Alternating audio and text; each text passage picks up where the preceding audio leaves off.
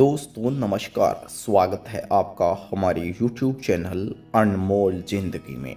स्वर्ग जाने का असली हकदार कौन और वह कौन सा पाप है जिसे करने वाले मनुष्य को नरक जाने से कोई नहीं रोक सकता। आज एक प्राचीन कथा के माध्यम से हम आपको बताने का प्रयास करेंगे कि पूजा पाठ, दान, धर्म और जप तप आदि प्रकार के करोड़ों पुण्य करने के बाद भी मनुष्य नरक में क्यों जाते हैं तथा अत्यधिक घोर पाप करने पर भी कुछ मनुष्य को स्वर्ग की प्राप्ति किस पुण्य के कारण मिलती है। ऐसी वह कौन सा पुण्य है जो मनुष्य के करोड़ों पापों का नाश करता है और ऐसा कौन सा पाप है जो उसके करोड़ों पुण्य को नष्ट कर डालता है। इसके बारे में आज हम आपको विस्तार से बताएंगे, तो आप वीडियो को आखिर तक जरूर देखें और चैनल को आप जरूर सब्सक्राइब करें, क्योंकि इस चैनल के माध्यम से आपको सनातन धर्म की ऐसी ही ज्ञानवर्धक जानकारियां सबसे पहले प्राप्त होती हैं। एक समय की बात है कि देवर्षि नारद वैकुंठ लोक में जाते हैं और भगवान विष्णु से पूछते हैं कि हे प्रभु, कुछ मनुष्य पाप करने पर भी स्वर्ग में क्यों जाते हैं और कुछ मनुष्य को पुण्य करने के बावजूद भी नरक में क्यों जाना पड़ता है। ऐसा वह कौन सा पाप है जो सभी पुण्य को नष्ट कर डालता है और वह कौन सा पुण्य है जो समस्त पापों को भस्म कर डालता है। तब भगवान विष्णु कहते हैं कि देवर्षि, आज आपने संसार के कल्याण हेतु उत्तम प्रश्न किया है। इसी संदर्भ में आपको एक अत्यंत प्राचीन कथा सुनाता हूं, जिससे सुनकर आपको आपके सभी प्रश्नों के उत्तर मिल जाएंगे। इसलिए आप इस कथा को ध्यानपूर्वक पूरा सुने। जो भी मनुष्य इस कथा को सुनता है उसके समस्त पापों का नाश होता है। देवर्षि कहते हैं कि हे प्रभु, आपके मुख से इस कथा को सुनना मेरा सौभाग्य है। मैं इस कथा को ध्यान पूर्वक अवश्य सुनूंगा और इसका प्रचार प्रसार भी दुनिया में करूंगा। भगवान विष्णु कहते हैं कि देवर, पूर्व काल की बात है कि मध्य देश के एक नगर में एक ही समय पर 5 मनुष्यों की मृत्यु हो जाती है और वे सभी मृत्यु के बाद यमलोक में पहुंच जाते हैं। यमलोक पहुंचने पर वहां का दृश्य देखकर वे सभी भयभीत हो जाते हैं और उनका अंग अंग कांपने लगता है। यमलोक में विशालकाय आकार वाले यमराज स्वर्ण से बने सिंहासन पर विराजमान होते हैं। उनके पास चित्रगुप्त बैठे होते हैं, जिनके पास सभी प्राणियों का लेखा जोखा रखता है। यम के दूत प्राणियों को आगे धकेल रहे होते हैं। कुछ मनुष्य जोर जोर से विलाप कर रहे होते हैं तो कुछ मनुष्य अत्यंत खुश होकर चल रहे होते हैं। स्वर्ग के द्वार से सुंदर प्रकाश दिखाई पड़ रहा होता है तो वहीं नरक के द्वार से धधकती हुई अग्नि की ज्वाला दिखाई पड़ती है। इस भयानक दृश्य को देखकर वे पांचों एक दूसरे से बात करने लगती हैं और अपने अपने पाप के विषय में चर्चा कर रहे होते हैं। उन 5 में से 4 लोगों ने अपने जीवन में बहुत पाप कर्म किए होते हैं और उन सभी को यह ज्ञान पड़ता है कि अब चारों को नरक ही जाना पड़ेगा। उन 4 में से एक चोर होता है, दूसरा औरत होती है और वो वेश्या होती है, तीसरा विद्वान पंडित होता है और चौथा एक राजा का सैनिक होता है तथा 5वां एक धनवान किसान होता है। वे पांचों अपने कर्म फलों को भुगतने के लिए तैयार होते हैं। फिर एक एक करके सभी पाप और पुण्य आत्माएं आगे चल रही होती हैं। वे चारों एक दूसरे के पाप कर्मों के बारे में आपस में बातें करते हैं। पहले चोर कहता है कि भाई, मैं तो पक्का नरक में ही जाऊंगा क्योंकि मैंने बहुत बार चोरी की है, दूसरों का धन लूटा है, दूसरों को तकलीफ दी है, लेकिन ऐसा मैंने मजबूरी में किया था। चोरी करके मैं अपने परिवार का पेट पालता था क्योंकि मुझे कोई काम नहीं देता था। शायद विधाता ने मेरे भाग्य में यही लिखा था, इसलिए मैं आप लोगों में से सबसे बड़ा पापी हूं। मेरे पाप से मुझे कभी मुक्ति नहीं मिलेगी, यह मैं जानता हूं। पता है मुझे अगला जन्म किस पशु का मिलेगा, यमराज मुझे कौन सा दर्द देंगे, इसके बारे में कुछ नहीं बता सकता। भाई हम चारों में से सबसे बड़ी पापिन मैं हूं, दूसरी वेश्या बोलती है, मुझसे बड़ा पाप यहां पर किसी ने नहीं किया होगा। जो स्त्री अनेक पुरुषों के साथ संबंध बनाती है उसे नरक में ही जाना पड़ता है, यही शास्त्र कहते हैं। इसलिए मेरा भी नरक में जाना तय है, किंतु मैं शपथ खाकर कहती हूं कि मैंने यह पाप जानबूझकर नहीं किए हैं। जब मैं छोटी उम्र में थी तब एक दुष्ट व्यक्ति मुझे उठाकर ले गया और जबरदस्ती मुझे वेश्या बना दिया। मैंने ना चाहते हुए भी कई पुरुषों से संबंध बनाए, पर मेरे पास जीवित रहने के लिए यही एक उपाय बचा था। नहीं करती तो मैं क्या करती? मेरे पाप बहुत बड़े हैं और मेरे पास इतनी शक्ति भी नहीं थी कि उस दुष्ट पुरुष से लड़ सकूं। पता नहीं किस पाप के कारण मुझे इस जन्म में वेश्या बनना पड़ा और ना जाने आगे मुझे किस पशु के रूप में जन्म लेना पड़ेगा। मेरे पाप से यह जान पड़ता है कि मैं भी पक्का नरक में जाऊंगी। उसके बाद वह सैनिक बोलने लगा, भाई हम चारों में से सबसे बड़ा पापी मैं हूं।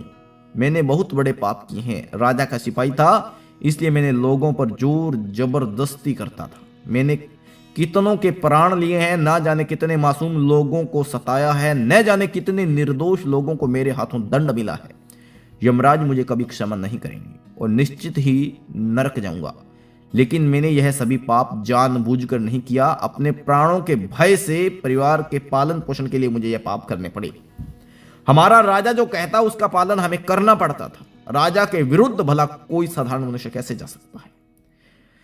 यह सभी पाप करते हुए मुझे अत्यंत दुख भी होता था और मैं जानता था कि यह पाप करने से मुझे नरक की प्राप्ति होगी, किंतु परिवार के मोह वश होकर मैंने यह काम किया। लेकिन पाप तो पाप होता है, पाप करके पश्चाताप करने का क्या फायदा? इसलिए मेरा नरक में जाना तय है। इसके बाद विद्वान पंडित बोलता है, भाई हम चारों में से सबसे बड़ा पापी तो मैं हूं। तुम लोगों ने जो पाप किए वह जाने अनजाने में की हैं, या किसी ने तुमसे जबरदस्ती करवाए हैं, या मजबूरी में किया है।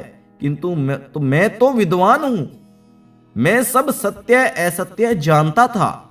मुझे सच और झूठ का भी नॉलेज था, ज्ञान था। लेकिन फिर भी मैंने धन के लोभ में पाप किया।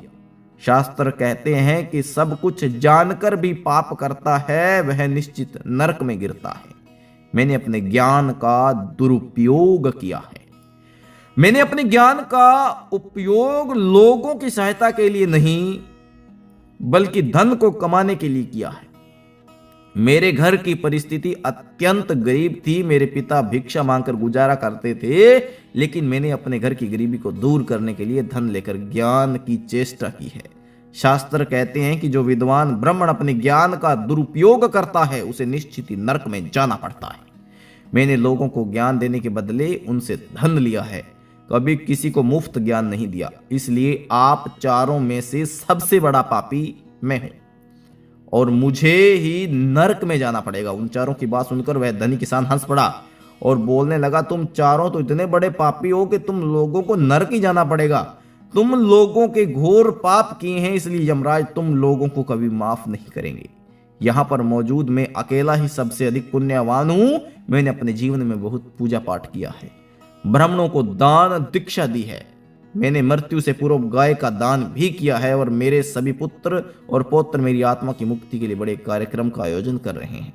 वह मेरे लिए श्राद्ध पिंड का दान दर्पण कर रहे हैं, यज्ञ कर रहे हैं, इसलिए मैं सबसे अधिक पुण्यवान हूं। मेरी 3 पत्नियां और 10 पुत्र हैं। इतने लोग मेरी मुक्ति के लिए उपाय कर रहे हैं। और हां, मैं अपने जीवन में कभी पाप नहीं किया और जाने अनजाने में किए होंगे तो मेरे पुत्रों के श्राद्ध आदि के कार्यों द्वारा मेरे पाप नष्ट हो जाएंगे। मैं नित्य देव पूजा करता था, मंदिर जाता था, द्वार पर आए अतिथियों को भोजन कराता था। इसलिए मुझे पूरा विश्वास है कि यमराज मुझे नरक में नहीं डालेंगे और मुझे मोक्ष की प्राप्ति निश्चित होगी। फिर वे पांचों धीरे धीरे आगे बढ़ने लगे और फिर जब उसका समय आता है तो उन पांचों के पाप और पुण्य के कर्मों का मूल्यांकन होता है।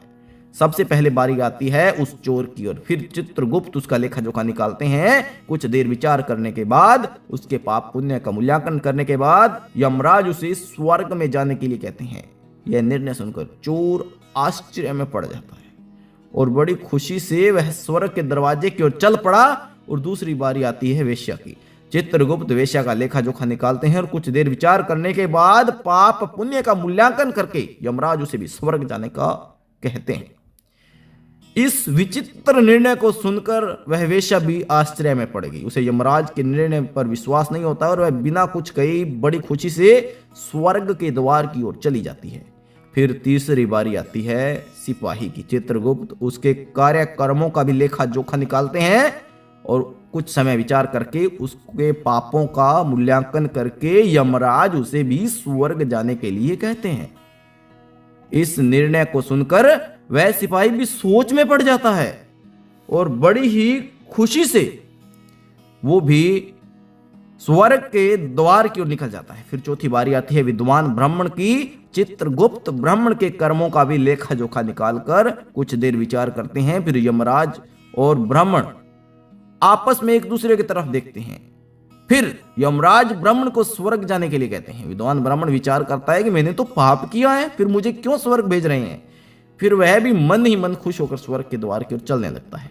उन चारों के स्वर्ग जाता देख वह धनवान किसान बहुत दुखी और क्रोधित हो जाता है। वह सोचने लगता है यह कैसा न्याय है, इन पापियों को स्वर्ग जाने का मौका मिल रहा है और मैंने तो पुण्य का काम किए हैं, उसका क्या। पापी और पुण्यवान एक ही जगह पर डाले जाएंगे तो पुण्य करने का क्या ही फायदा। फिर उस धनवान किसान के यम के दूत जोर से धकेल देते हैं और कहते हैं कि हे पापी, तू आगे चल, तुझे नरक में डाला जाएगा, यमराज तुझे माफ नहीं करेंगे। यह सुनकर धनवान किसान भयभीत हो जाता है और कहने लगता है कि यम के दूतों, मैं तो स्वर्ग में जाऊंगा, मैंने कोई पाप नहीं किया है, मैंने जीवन में बहुत पुण्य किया है, देख लेना यमराज मुझे स्वर्ग में ही भेजेंगे। फिर वह धनवान किसान यमराज के सामने आकर खड़ा हो जाता है। चित्रगुप्त उसके कर्मों का लेखा जोखा देखते हैं और पाप पुण्य के कर्मों का मूल्यांकन करते हैं। उसके पाप का पलड़ा भारी हो जाता है और यमराज उस धनवान किसान को कहते हैं कि अरे दोस्त, तूने तो बहुत बड़ा अपराध किया है, तू नरक में जाने के योग्य है। इतना सुनते हुए किसान थर थर कांपने लगता है और यमराज से कहता है कि धर्मराज, यह अन्याय है, मैंने तो जीवन में कोई पाप नहीं किए और पुण्य ही किए हैं, पुण्य ही मेरा सबसे बड़ा धर्म रहा है। आप मुझे नरक में क्यों डाल रहे हैं। और मुझसे पहले चोर और पापी लोग जो चार पहले आए थे वो घोर पापी थे, उन्होंने बड़े पाप और अपराध किए थे, उन्हें तो आपने स्वर्ग में डाल दिया। आप ऐसा अन्याय क्यों कर रहे हैं, अन्याय का साथ क्यों दे रहे हैं। अगर ऐसा अन्याय होगा तो भला कौन मनुष्य धरती पर पुण्य करेगा। फिर यमराज कहते हैं कि अरे पापी, तूने जो पाप किया है वह तो उन चारों के पापों के सामने कुछ भी नहीं है। तेरे एक पाप के कारण तेरा सारा पुण्य फल नष्ट हो गया। यदि तूने यह पाप नहीं किया होता तो स्वर्ग का रास्ता तेरे लिए हमेशा खुला रहता, लेकिन तूने यह पाप जानबूझकर किया, इसलिए तूने नरक के द्वार खोल दिए। अब तुझे नरक अवश्य जाना पड़ेगा। उस चोर ने तो मजबूरी में चोरी की थी, किंतु वह चोर दूसरों की भूख मिटाना चाहता था, गरीबों को दान करता था। उसने कभी किसी निर्दोष और गरीब व्यक्ति के घर चोरी नहीं की। उसके पुण्य कर्म उसके पास अधिक थे, इसलिए वह स्वर्ग गया। दूसरी वेश्या भी वह अपने मन से वेश्या नहीं थी, उसे जबरदस्ती डाला गया। उस वेश्या ने केवल अपने शरीर की पीड़ा दी है, लेकिन बाकी कार्य उस पुण्य के लिए किए हैं। पर वह पशु पक्षियों को रोज दाना डालती थी, जानवरों की सेवा करती थी, इसलिए उसका भी पुण्य पाप से बड़ा था। तीसरा वह सिपाही था जो राजा के कहने पर राजा के हुक्म की पालना करता था। वह किंतु उसके बहुत पुण्य के काम किया है, उसने कई बेसहारा लोगों की मदद की है, इसलिए वह भी स्वर्ग में गया।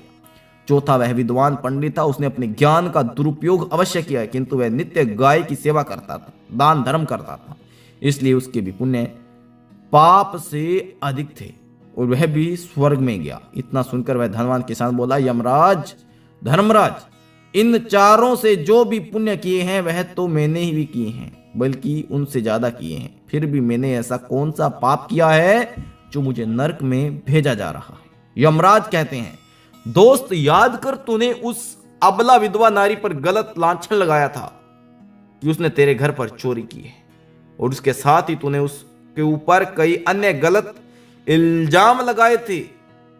वे भी चारणी और वेश्या कहकर उसके चरित्र का हनन किया है, और राजा ने उसे सत्य समझकर अबला विधवा नारी को मृत्यु दंड दिया था।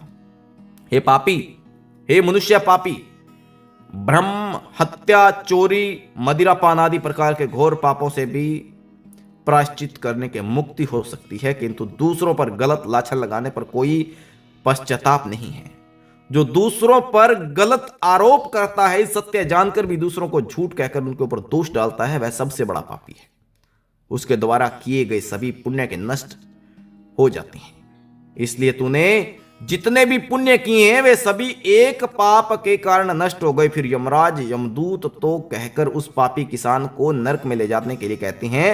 वह किसान रोता हुआ विलाप करता हुआ नरक के मार्ग पर चलने लगता है। देवर्ष इस प्रकार से उन चारों को पाप के कारण स्वर्ग की सजा प्राप्ति होती है। किंतु वह किसान उसके सामने जघन्य अपराध किया है, किसी अबला स्त्री पर गलत लाछन लगाकर उसे मृत्यु दंड दिलाया है, वो कभी भी छूटने लायक नहीं है। उसे महापाप लगता है। किसी स्त्री की दुर्बलता का फायदा उठाना उसे मृत्यु दंड के बराबर होता है। इसलिए उसे किसान को नरक की सजा मिली। पराई स्त्री को सदैव भी माता समझना चाहिए। जो पराई स्त्री पर गलत दृष्टि डालता है उसे पाप भी लगता है। जो विधवा दुखी स्त्री को सताता है उसे नरक में जाना पड़ता है। मनुष्य को सत्य का साथ देना चाहिए। सत्य के मार्ग पर चलकर ईश्वर की प्राप्ति होती है। असत्य का साथ देने से मनुष्य के सभी पुण्य नष्ट हो जाते हैं। दोस्तों, किसी पर भी गलत आरोप नहीं लगाना चाहिए। सत्य जानकर भी असत्य का साथ नहीं देना चाहिए। जो दूसरों पर गलत आरोप डालता है उसे यमराज कभी क्षमा नहीं करता। इसलिए आप अगर कोई गलत काम करते हैं तो आपको भी ध्यान रखना चाहिए कि अगर किसी के ऊपर गलत आरोप लगाए जाते हैं, किसी स्त्री को सताया जाता है, तो वाकई में आपको नरक की प्राप्ति होगी। तो दोस्तों, आज के वीडियो में बस इतना ही। अगर आपको ये वीडियो पसंद आया तो लाइक करें और अनमोल जिंदगी यूट्यूब चैनल को जरूर सब्सक्राइब करें।